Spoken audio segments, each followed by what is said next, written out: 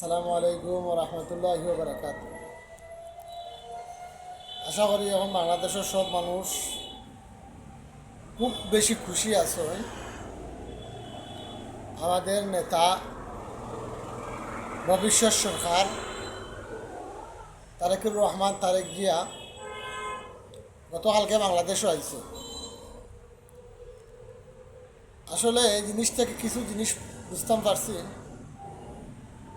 যেহেতু তাই বাংলাদেশ আইছে, আমরা বিএনপি যারা আছি আমরা একটা মনোবল আসলো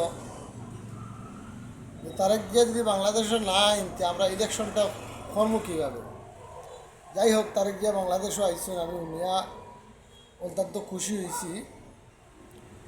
আর আমরা বিএনপির যে বা যারা কর্মী আছি আমরা সর্বোত্তম চেষ্টা করতে থাকবো, যেহেতু নির্বাচনীয় দলের মাঝে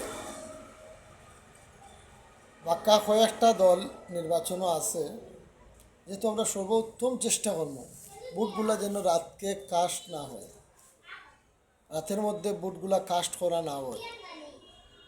আর যেহেবা যারা রক্ত দিয়া পারক আর যেসাই যাইবা পারক আমরা চেষ্টা করতে থাকবো, যেহেতু তারেক জিয়া আইসেন দেশের চেষ্টা করবো কীভাবে আমাদের বিএনপি ক্ষমতার যাইতে পারে।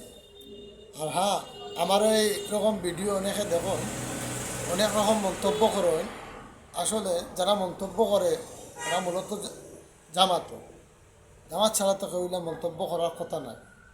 যাই হোক, জামাত হোক মন্তব্য করো, এটা আমরা চিন্তাও করি না, যেও করি না।